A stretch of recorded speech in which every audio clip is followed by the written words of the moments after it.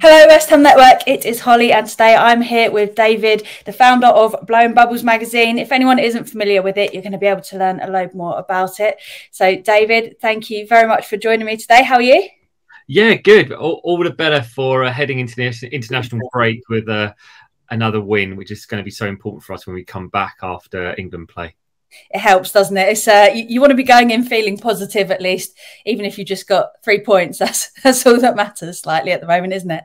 Yeah, and do you know what? I felt like the last international break really stuttered our momentum. So I'm just hoping that obviously we've got a lot of players that are going away during the international break. You just got to hope that they come back and actually we can sort of kick on now, you know. The thought at one stage against Nottingham Forest, we were going to be facing 6 defeats in 8 Premier League games, which is just unacceptable, really, for a team that's hoping to. Well, I don't really know where we're looking at now. Are we hoping to be Europa Conference League? Is that our goal now? Do you think? Do you know what? I absolutely have no idea, because we're so inconsistent in terms of, if you actually look at where we are in the Premier League, we're doing okay by what you'd probably call normal West Ham standards. But then when you look at our form and where we've been dropping points, suddenly you're like, how are we expecting to get into Europe again? So I do not know. What do you reckon? Well, I mean, look, I think for where we are, and when you look at if all the so-called big clubs have a good season, then we're going to be struggling to hit that sort of top 6, top 7. So yeah, you're looking at kind of Conference League for there. But you're right, Man City, Liverpool, Villa, Brentford. We've seemingly all written off those games as being defeats. Now, if we'd got 4 points from that completely changes our season so far. You're looking at what a victory and a draw from those. But yeah, we get nothing from those. And then, Everton game, we were so poor. We should have got something from that game. And then, Nottingham Forest becomes a must-win game because we're only a few points away from the relegation battle again. Yeah, no, it's so close as well in the league this season, that especially where we've been winning, but it's felt like at times we were very capable of losing those games. Even looking at the Nottingham Forest game, where obviously we've taken the lead, really positive early doors, and then that same, just the performance problems with us not moving in space, not being able to do anything with possession snuck in. We go 2-1 down, and suddenly you're looking at the game in a completely different light, aren't you? Yeah, no, you are. And I was seeing it 2-1. Like when Calvert-Lewin scored for Everton, I kind of thought that's it, game over. But we did well to get ourselves back into it. But I've been saying for ages, James Ward-Prowse, his deliveries, the other night against Olympiacos, he put it on players' heads. All they needed, like Agued, he just had to head it home. On at least 2 occasions. Wasn't it, that he missed the pretty much open header? Yeah, exactly. Yeah. So I just, knew it was going to come. And, just to get 2 in one game, it's great for him. Think of his stats now and the value for money. I think Henry Winter posted last night just how much of a bargain he's been for us when you think of his goals and his assists, but also his work rate and leadership on the pitch as well. Yeah, because that was one of the things that I thought when we signed James Ward-Prowse, that I obviously hadn't seen enough of him play to understand exactly what he did. But I thought that we would be lacking someone that could kind of get back and do the dirty work, as well as the nice through balls and the long balls and the set pieces. But I've got to say, I think I was pretty much mistaken, because he does get back. He does work hard. You see him chasing players down, don't you? So he does do a lot more than just the deliveries. That obviously they're bringing us so many assists at the moment that he's very valuable to us. Well, and his assist against Olympiacos was brilliant as well. Yeah. You're always looking for that perfectly weighted ball, particularly when you're playing against a team that are defending as deep as they were as well. And that was just as perfect. And actually, I knew it was onside. I actually went down for a wee because I was like, it's onside, it's a goal. Because I was literally banging line with it. I could see it was way onside. Yeah. And then I get back to the seats, loads of people around me going, oh, yo, it was a goal. And I was like, I knew it was a goal. It was onside. It was a goal. Yeah. I wanted to beat the rush, Everyone seems to go for a wee straight after we've scored, so they can get themselves ready for the stuff. Especially with VAR checks these days, they take so many minutes. It's always good to go for. You could even probably get in a cheeky pint while doing these VAR checks as well. Cheeky pint, back at your seat for the decision. Exactly. I think with the James Ward-Prowse as well. There was my concern for him coming to us was that he'd been Southampton through and through for so long.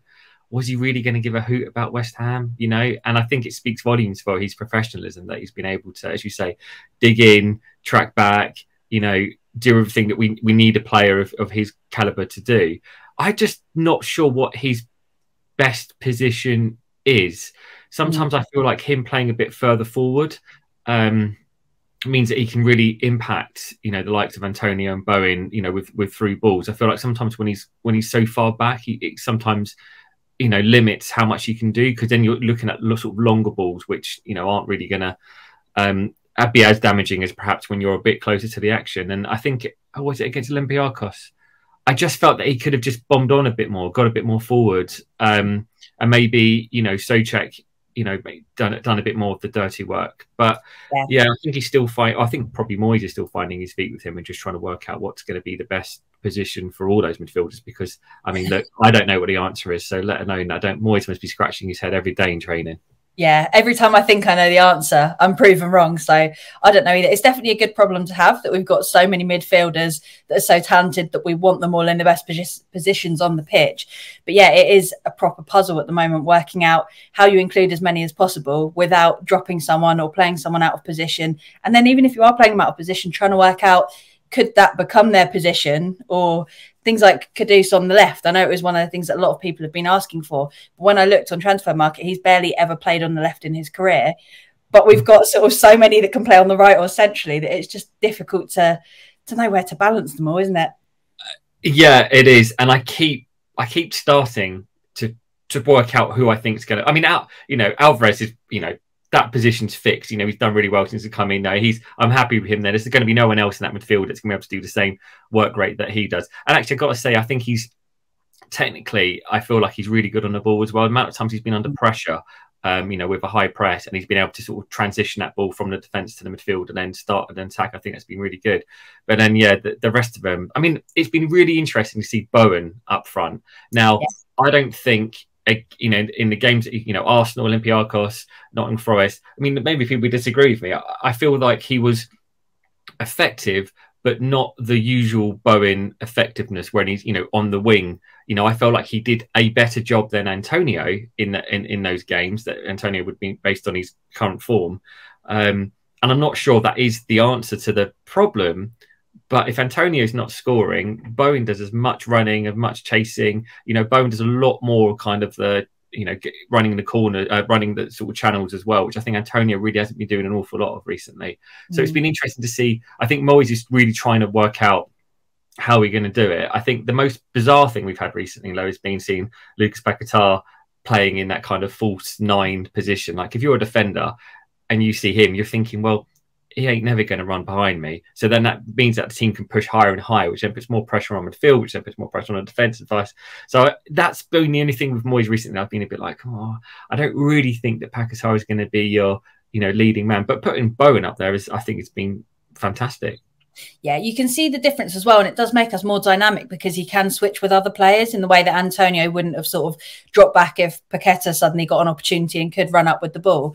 And the closing down that he was doing yesterday, he was just literally just chasing around. But there were times yesterday where I have to say, I think he almost looked a little bit isolated. The same situation we've seen with Antonio, where he's chasing and chasing, but it's so hard to get that ball when there's no support. And there were a few times where he did properly throw his arms in the air because he would come bombing in to try and get the ball, chasing everyone around. And he looked behind and no one had followed. They were all still sort of stuck in the midfield. And touching on what you said about Alvarez as well, I think he has done really well in helping to transition the ball between the lines, because not many of our players have been sort of driving with the ball until they've got an opportunity. It feels like a lot of the time, to me, we've been sort of cutting back and not moving into space, which is where we've then struggled to break through the lines. So I think if he can keep doing that, there are definitely aspects of our game that we can improve on and hopefully manage to get a little bit more out of the possession that we can get in some games. I think any opposition scout or manager that comes to watch West Ham or watch any footage of us, they must surely see now, if we give West Ham the ball, if we let them have possession, they're not going to do anything with it. And it is so bizarre to say that. The games we performed so well, we've had less of the ball, you know, and we are so pedestrian at times. The thing is when you've got 2 banks of 4 like we did against Everton, you need to move the ball quickly. I think everyone knows this. You need to move the ball quickly. You need runners. You need people running different channels. You need those. We've got so many talented players up front that can just rotate. Cause a bit of chaos in there, because then the defenders go, well, do I go with him? Don't I? You know, and their players just seem to really, I mean, look, they must be working on a training pitch. You've got to imagine that they're going to have a situation where they're going to be doing that kind of situation. But we just seem to really struggle breaking down that kind of two banks of four defending. Whereas I think in previous seasons, we've been a bit better at forcing the issue. And actually, sometimes I know people, you know, especially at the Olympiacos game, were moaning about Paquetá and perhaps some of his balls where maybe you could argue that the other players haven't been on the same wavelength as him, you know, the way he's been putting the balls through and stuff. But equally, he's creating opportunities that are asking questions of that defence that isn't just playing the ball in front of the four, you know. Yes. And we need more of that. You need more runners. And so many times, I know I was saying about the runners, is that, you know, players aren't prepared without the ball to make that run. You know, I know Bowen does quite a lot and it doesn't get found. And you have to limit how many times you're going to do that over the course of a game, because otherwise you can spend most of your time getting knackered just doing those runs. But we definitely need more of that. And I think we're going to find it more and more now that teams are going to be very happy to concede possession to us, knowing that, you know, we may not be able to do anything with it. And it's interesting that, you know, we struggled against Everton. You know, we laboured against Olympiacos at times. But then when you have a team like Brentford who are actually thinking, do you know what, we don't need to play that kind of game first time. We can probably just go toe to toe with them. You know, it was much more of a spectacle of a game. And actually, we were able to then play our natural game, which has obviously been out of possession and hitting teams on the counter. But we've got to start doing that a bit better as well. The counter attacking, we've lost that swagger that we had at the start of the season, where every time we went forward, you thought we were going to score, and we just don't seem to have that same swagger at the moment. We're always going to go through a difficult spell. And look, I think playing Man City and Liverpool, you know, so close together is always going to be tough. You know, Newcastle, you know, not too bad with getting a draw there. We did the job against Sheffield United. I think you could probably take that out of the equation and then just focus on the Villa away. You know, 2-1, we threw everything at it. And not so long ago, you know, under Allardyce, we would have been 2-1 down or 2-0 down.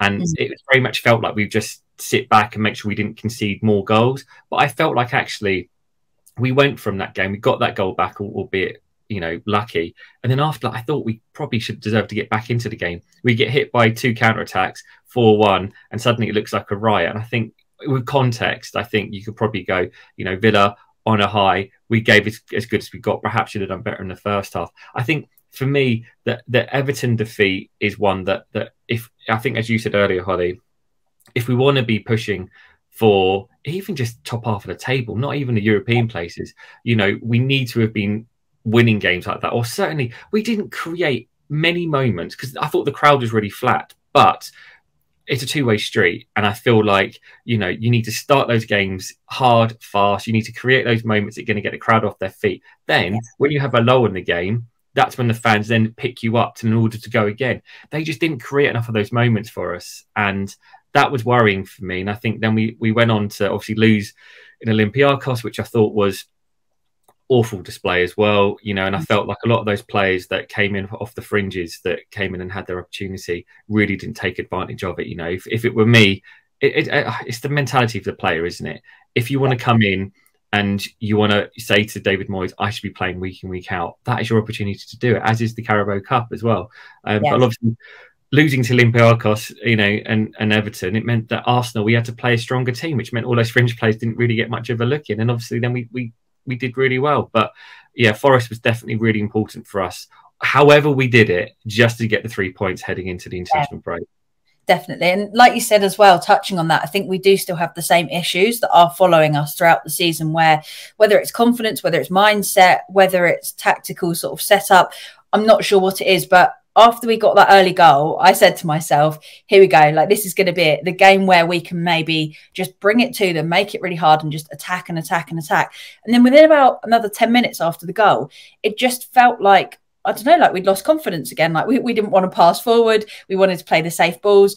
But you look at it and you're like, we're playing Nottingham Forest and we're 1-0 up. And we've taken an early goal and we've got all these players on the pitch. Like, we can score so many more goals than this. So where is that sort of mental block that it feels like we've got at the moment? Because something is stopping us sort of taking it to the next level. And like you said, then the crowd goes flat, then the atmosphere goes flat, and then it just felt like a really, really difficult. We got to half time. I said, there's no way we deserve to be drawing, let alone winning. And to be saying that when you've gone sort of within, what was it, 3 minutes, 1-0 up, seems ridiculous, but it's definitely something that we've got to work on. So big question, obviously international break.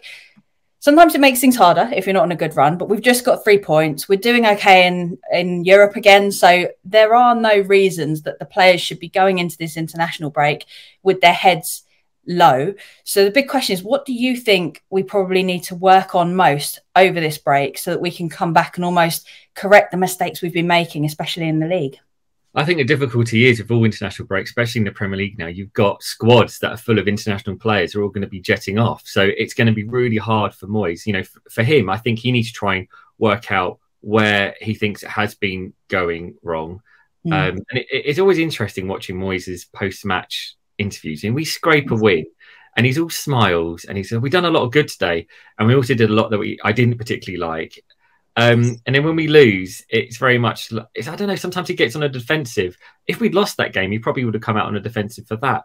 I think the thing that we really need to work on is in possession, when we need to go at teams, how are we going to create those moments? But the issue that you have is, you know, you're looking at players like James Ward-Prowse, Lucas Paquetá. They are, well, actually Ward-Prowse isn't, but Paquetá is on international duty. So it doesn't matter what you do on a training field over the next, you know, week or so, he's got to come back into it. So I think it's whatever time they get with the players, as soon as they can get them back, to try and work on a few things, because I do genuinely think that a lot of teams are going to look at us now and go, actually, we can give them the ball. And I found with Villa, and I found with Everton, and I found with Olympiacos, a lot of times our players would have 2 or 3 opposition players chasing down. It was almost like a bit like a high press. Like Everton would let us take the ball to a certain point and they would like pounce and stuff us out. But if you've got 2 players on you, if you've got 3 players on you, that means that there are 2 or 3, there are spaces somewhere else. So in order to do that, you need to move the ball fast. And I think that's perhaps going to be the key thing for Moyes to work on. Because I feel like building up to the start of the season, clearly the work had been on what to do out of possession, counter-attacking football, and we hit the ground running. Then it didn't quite work out with Man City and Liverpool, so we kind of stutter. And it was almost like we needed that time then to reinvent ourselves again, as we knew we had a lot of games coming up where we were going to have more of the ball. So then how did we deal with that? How did we deal with dealing with 2 banks of 4 in front of us? And I mean, it almost feels like actually what we should have just done against Everton is actually just given them the ball and gone, actually, you have it instead. You have it instead. And then they would have been like, actually, no, you have it instead. And it would have just become almost like a game of just kicking to each other. It was almost like we just needed to do that. We needed to just draw Everton out a bit more in order to hit them on the counter. But, you know, as I say, I think Everton did really well against us. They did an absolute number on us. And as I think Villa did as well, they were very good in closing down certain players that they knew could cause us damage. And one thing, it's difficult because I really feel like the deliveries from James Ward-Prowse have been so good. Like every corner is like on the money, and there's also a variation in how in the different free kicks he takes. You know, in terms of which area he hits, and they must be working on that in training. But what we're lacking in is converting them, which is mad because you've got Thomas Souček, Gued, Zuma. I mean, yes, we did against Nottingham Forest, but we should have, against Olympiacos, he put so many balls literally on people's heads. And same, I guess, with Everton and other games we've had, we really need to start taking taking advantage of these opportunities that he's given us, because, I mean, he's essentially giving most of our players a free header and at pace. So they just got to direct it towards goal, you know? Yeah, exactly. And it will go in, because you don't get that many opportunities like that, especially against Premier League teams and Europa League standard clubs. So you've got to take the chances. It's one of the things we've always done at West Ham, though, isn't it? We get quite a few opportunities, don't put them to bed, then the game switches and we're like, oh, what have we done? But it does feel like there are things that can be worked on and can be fixed. And touching on what you said as well, I think being able to switch the play is going to be massive, because we've been getting closed down on the wings really, really quickly at times. And it puts us under pressure until basically we just lose possession and give it back to them, at which point they sort of pass through our lines and we're all in a little clump and we're in trouble. But I was watching actually in the warm-up against Forest, Zuma and Aged were playing these long balls that literally were switching from one side to the other of the pitch. And they were absolutely pinpoint accurate. I was just thinking, why are we not trying more of this at times? Because they seem a lot more confident between them, just knocking the ball between them. It's almost like no one wants to be the one that makes that mistake, which makes me think maybe it is a confidence issue that we do have. There's been quite a lot of discussion as well about the pairing that we have at centre back. What are your thoughts on Dinos, Aged, Zuma, communication? The communication is a massive issue for me at the moment, particularly at that Everton game. The amount of times, I mean, it's stuff that schoolboys wouldn't do. You know, both players going for the ball. One of them's got to be giving the other one a call. I think that was one of the most frustrating things on that. And then also there was that time when Paquetá sort of he kind of played the ball back to Aguero, and there was a bit of miscommunication. Now, I mean, that should have been in goal. You know, in Premier League, you give up a chance, it's going to be a goal, and that should have been a goal. We got away with that. But yeah, the other chances, and he put us in so much trouble, and both going for the same ball and not winning it. And then there was that huge gaping space for Everton to exploit. Personally, when you look at our centre backs, I think Zuma and Aguero are probably the two that I would go for. I think Dinos has done enough to. I think sometimes what I do like about Moyes, he doesn't always necessarily rush players into that starting 11, and I feel like that's probably the same with Dinos. But then he's done well in Europa League. I think what hasn't helped him necessarily has been having a Bonner next to him, who I think possibly may have played his last game for West Ham. Really, I mean, it's as much as he's been a great servant of the club, the mistakes he's made so far this season, you know, he's out of form. He's probably really low in confidence, and I'm sure he's a great player to have around the dressing room at the moment. But you know, I'm guessing he's the kind of player that needs to be playing week in, week out to sort of keep his eye in. And I know it's difficult when you're not playing to then just be able to come in and switch it on and just know. But you know, some of the mistakes he's been making have been bad. The only thing I worry about Zuma is every time I see him now, he never seems to. He's almost got like the Ledley Kings about him in the sense of, like, is he injured? Yeah. You know, does he have a knee problem? Is he training during the week? And is he just sort of rock? You know, are they having to manage a certain situation with him? I don't know. But every time I see him now, I just don't feel like he's 100% fit. And I don't think he ever will be a defender who will be 100% fit either. He always seems to be carrying a knock, but he just doesn't seem free flowing at the moment, perhaps like he was towards the end of last season.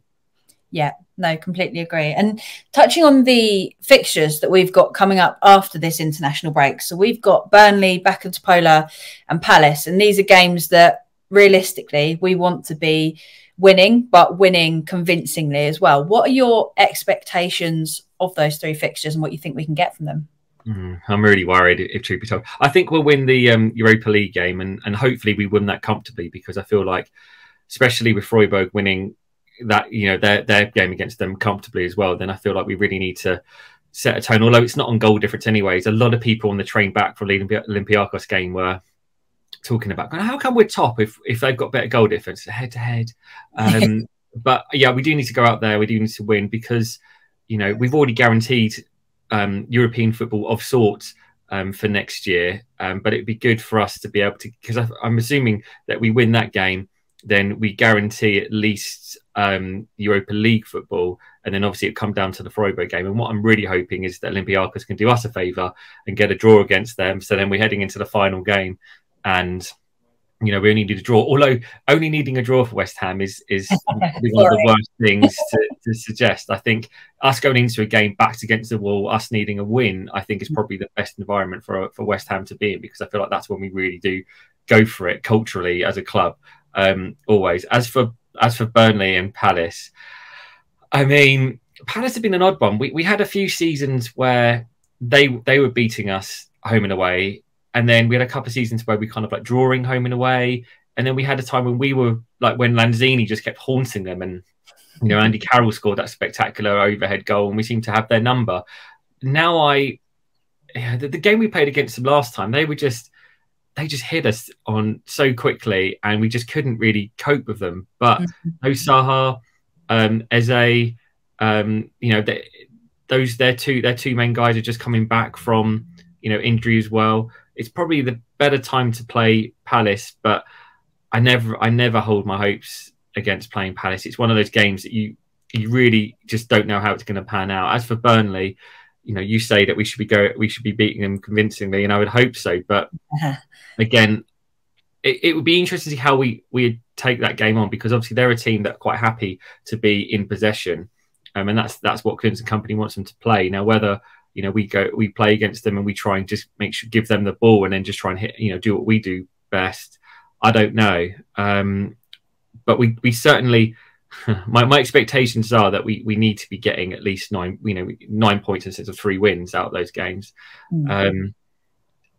Anything less than a win against Burnley and Palace, you're starting to look over your shoulder, which is funny because I wasn't really looking over my shoulder until just before the Forest game, and I could see, as you said, Holly, just how close it is. You're only looking at kind of 6 points dividing, the European places to almost, the bottom. So you just need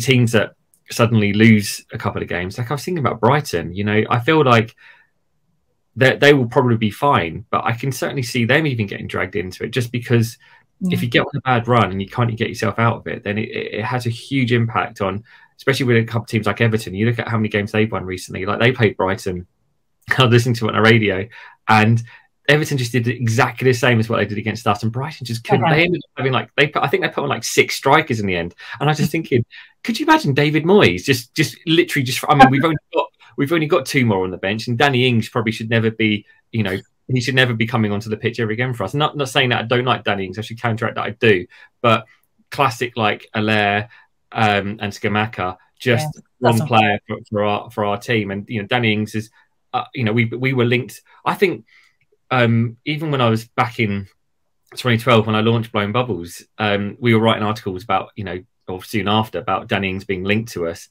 And we seem to be always linked with him, and yet he's just come to us at the wrong time, really. But I feel like he, in a better system, 2 up front, I think he probably could have done the business for us. But yeah, Burnley, Palace. If we'd had the start to the season that we had, and then we played Burnley and Palace, I felt like I'd been confident of us getting 6 points. I felt like we had a swagger about us. But right now, I'm thinking, do you know what? We might even come away with 2 draws in his game. We might even come away with a point, which would be an absolute disaster for us. It really would. Yeah, and these are the kind of games as well where if our form is going to continue to be so unstable, we are going to keep looking back over our shoulder rather than up the table. And these are almost 6 pointers, because these are the teams that we need to be taking those points away from if that's going to be the case. So yeah, it's never been more important that we kind of get a bit of momentum going again, because like you said, at the moment, it really doesn't fill you with confidence in any way, even against the teams where at the start of the season, when we were playing really well against better teams, you'd go, yeah, I'm feeling good going into this game. Whereas at the moment, every game seems like a big uncertainty. And even when we are playing well in a game, 10 minutes later, we look like a completely different side. So hopefully we can use this international break and come back almost stronger with a bit of a reset attitude, whether it's wanting the ball more desperately or whether it's feeling more confident. I'm not sure, but all of it sounds good to me. I just think it's a mentality thing, isn't it? We seem to always be able to get ourselves up for the games where we're not expected to win, and we get something out of those games. But when you're playing against a team where you go into it thinking, okay, we should be getting something out of this game, it's a mentality thing. It's just putting your stamp on it. That's why the likes of Man City and Arsenal and Liverpool win games even when they're not really at their best, because they put a stamp on it early on in the game. They set the tone of this is what is going to happen today. We are going to beat you. We are going to break you down. We are going to grind you down. We just don't seem to have that at the moment. And that's definitely something that Moyes hopefully should be working on. Definitely. And so the last question on this kind of topic, there's obviously a lot of negativity. There's a lot of things that we need to fix, a lot of things we need to work on if we're going to have the season that I think we'd all hoped for, when we'd obviously won the Conference League, made these signings, and then started the Premier League pretty well and gone, this is going to be a fun season. So we are sitting 9th in the league. We're technically 1 win off 7th. I think we'd need to improve our goal difference by about 15, actually, having said that. But we're also quite close to the relegation zone if they start picking up points and we don't. The big question is, where do you think we will finish in the Premier League this season? I think it all depends on how we go on in the Europa League. I feel like if we, maybe finish 2nd in the group and then get a Champions League side and we lose, and then by that time we're probably going to be out of the Carabao Cup as well, and probably we probably get knocked out major cup upset in the FA Cup, and then then we just got the league's focus on. I think we'll probably finish in the top half. I think if we go a bit deeper into the Europa League, I think it's going to have an impact on our Premier League form. Moyes was moaning about how tough Thursday Sunday football is, but we've been doing it for 3 seasons now. The lads are going to be used to it, and look, you want to be playing Thursday, Sunday, because that shows that you're playing in major European competitions, and that means that you're doing well. So we should be looking forward to it. It shouldn't be a burden. But I think if we go deeper into the tournament, I do think we're going to be dragged into, perhaps not necessarily dragged into the relegation battle, because I think those teams that are down there at the moment, I just can't see them putting enough points together to really cause us too many issues. But, would I take 16th and, a really deep run into the Europa League, maybe get, semi-final, final? I think most fans probably would, like we did, winning the Conference League over, where we finished. And I think, we ended the season so well, last year. It took us a fair while to get going.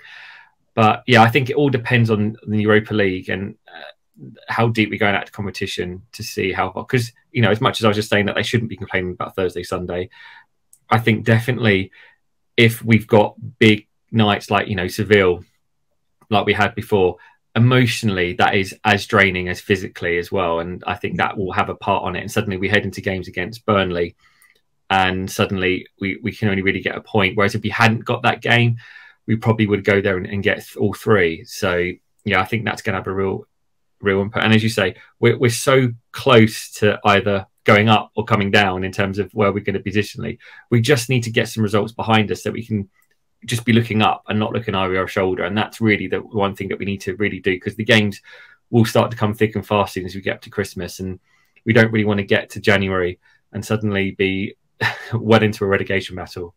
No, definitely. And there are the pros and cons of European football where, like you said, emotionally, physically, it is more taxing. It does mean that you need to really master squad rotation, which is something that I don't think we've quite worked out yet in terms of what works best for us, how we can utilise our players. We've then not played particularly well, so haven't had the opportunities to probably play Mabama. I think Moyes is looking for an opportunity where a game almost doesn't matter for Mabama to then get a look in at playing sort of more than 6 minutes. So we need to have these opportunities where we can play well. And then you look into next season, we don't want to be dropping out of Europe, because then your best players, are they going to start looking elsewhere? And when you're trying to recruit new players, having European football is such a big win in terms of attracting people to West Ham. So there's so much in the balance at the moment. And it doesn't feel like it's out of our reach. It just feels like it's just a centimetre too far at the moment, where we're just struggling to be consistent and to work out what works best for us. So we're definitely on the verge of it. So here's hoping we can come back stronger after that international break. So for anyone that isn't familiar with Blowing Bubbles magazine, stay tuned as well, because we're going to be posting another video later in the week where we're talking about the incredible work that Blowing Bubbles is doing, and a very exciting awards as well that you've been nominated for. But just quickly in this video, give us a run through of Blowing Bubbles, how people can stay up to date and enjoy your amazing content. Yeah, so Blowing Bubbles has been a West Ham fanzine now since 2012. Blowing-bubbles.co.uk is the website you need. We have people that read all around the world, and that's whether you're getting a hard copy, like, the good old fanzines that you'd see like Overland and Seas, or whether you have a digital product come through to your email inbox. So we have people around the world, mainly obviously in the UK, but all around the world watching, reading us. And yeah, we have really been going from strength to strength in recent years. It's very exciting times at Blowing Bubbles. And yes, so we're going to be posting another video where we properly delve into that and what the trials and tribulations come with creating fun content for West Ham fans, and how that's gone over 11 years, if I'm right. Yeah, it's crazy to think, up to issue 140 now, I think, which is absolutely insane. That's good. That is good going. So yeah, stay tuned for that video later in the week, and that will be coming out. But again, thank you so much, David, for joining us on West Ham Network. And until next time, come on, you Irons. Cheers, Holly. Cheers.